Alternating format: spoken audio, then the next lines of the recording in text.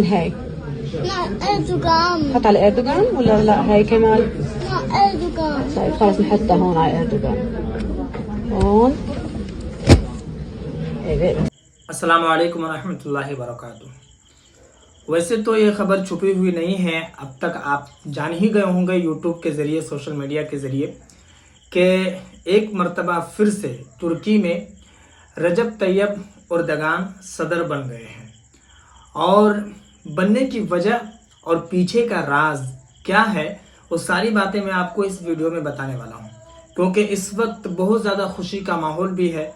और सिर्फ तुर्की में नहीं बल्कि पूरी दुनिया में जो उम्मत मुस्लिमा है, तमाम के तमाम इस बात पर खुशी मना रही है कि तैयब एर्दोगान सदर बन गए हैं। इसकी वजह क्या है? सबसे पहली बात तो आप जानते हैं कि रजब तैयब एर्दोगान एक सच्चा मुसलमान है और सच्चा ईमानदार भी है।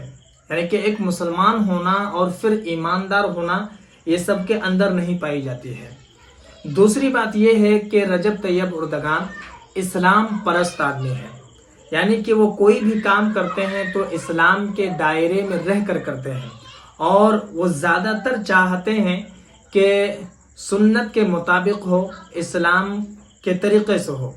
क्योंकि आपको पता ही है कि उससे पहले जो भी सदर बने तो वहाँ का क्या मामला हुआ। हिजाब पर भी पाबंदी लगा दी गई थी कि हिजाब कोई नहीं, ये हिजाब जो है जो चाहे पहन सकता है, जो चाहे नहीं पहन सकता है।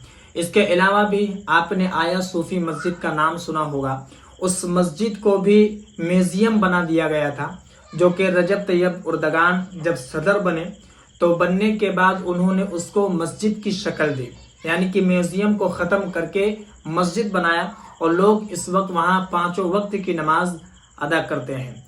तो पूरी उम्मत मुस्लिमा भी इस बात को लेकर के दुआ कर रही थी, क्योंकि तुर्की में ये मामला है कि सदर वही बनेगा, जीत उसी की होगी जिसकी 50% वोट आ जाए, और अगर उससे कम परसेंट किसी को मिलता है तो फिर वो सदर नहीं बनेगा, उसकी जीत नहीं होगी।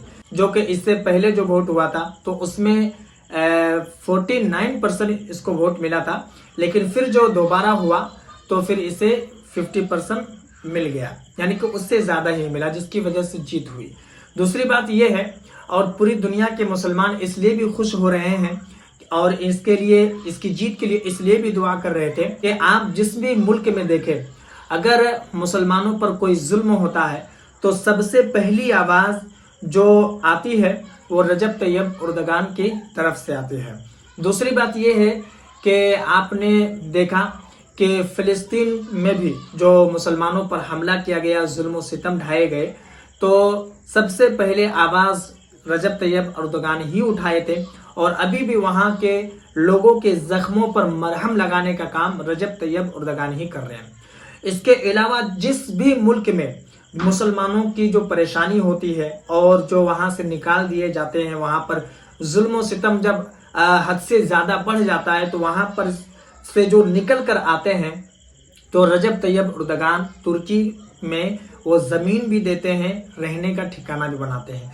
इसके अलावा भी अगर आप देखेंगे तो बहुत सारी बातें ऐसी है जो लोगों को पसंद आती है, और यही वजह है कि पूरी दुनिया के उम्मत मुसलमा उनकी जीत के लिए दुआ कर रही थी, और अल्लाह तबारक व तआला ने दुआ कबूल फरमाई और एक मरतबा फिर से जीत हासिल हो गई। 2028 तक के लिए तुर्की में रजब तैयब एर्दोगान सदर बन गए हैं।